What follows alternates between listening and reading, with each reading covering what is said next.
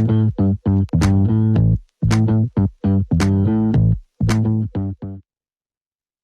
Cheryl here, the No Sugar Coach. Today is day 57 of my carnivore experiment. Today is also my second day of a 5-day water fast, and yesterday went very well. Now, I drink decaf coffee and I take it black, and I figure it's okay to use coffee for my fasting challenge, but I noticed that on an empty stomach, it doesn't sit so well. So I'll just be having 1 or 2 cups, and that'll be my quota. Otherwise, it makes me feel a little queasy. I had a viewer leave a comment, and it went like this. I would like a video of you demonstrating your daily routine during a prolonged water fast. What vitamins, minerals, and electrolytes do you take, and at what time? And the person goes on to say, I'm just curious because I've started fasting a year ago, and I have a couple of 3-day fasts under my belt. So, well, following me around with a video camera would be kind of boring, but I'll do my best to describe what's going on. And thank you to my viewer, Shukula8883. I hope that's how you say it. Thank you for the suggestion, and kudos for doing 3-day fasts. I may be coming to you for some advice. All right, so my usual vitamins include D3, K2, and magnesium. Typically, I take those with my first meal. Sometimes I take L-Theanine before bed if sleep is an issue, which hasn't been the case since starting the carnivore diet. So that's it for my list of vitamins, but I won't be taking those on an empty stomach. So that's on hold for the next few days. I am adding salt to my water. I use Celtic sea salt. Um, I'm having it with warm water because it kind of feels, toasty to sip on a mug of salted water, especially on these cold Canadian days.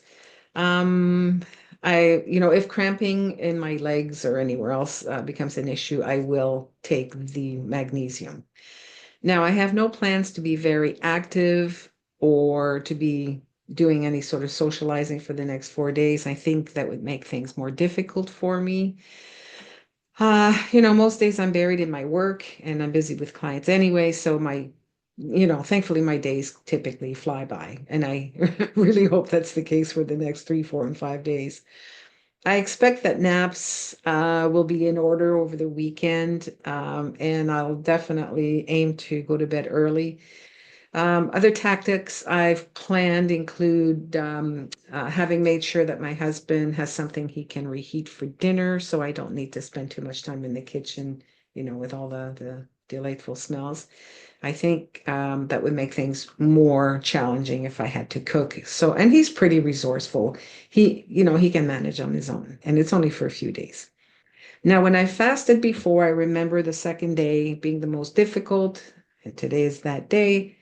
And I'm prepared for that. But so far, so good. And it probably has to do with the fact that I did that sardine fast for a few days. So, maybe there is something to this, doing the sardine fast before going into a water fast.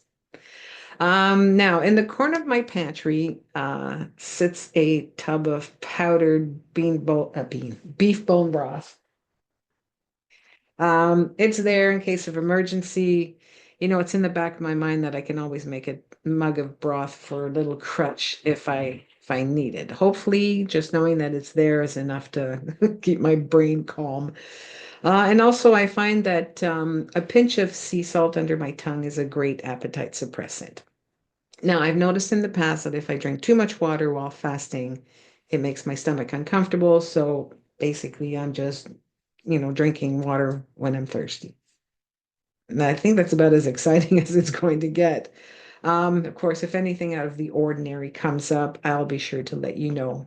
I should mention that my fast may end up going into a sixth day because I have an ultrasound that requires me to be fasted. So, and it's the day that follows the end of my planned fast. Joy. Anyway, that's pretty much it from me today. As always, until tomorrow, eat well, be kind to yourself, and keep a smile on your face. Oh, and I'll give you a list of the vitamins that I take. All right, bye for now.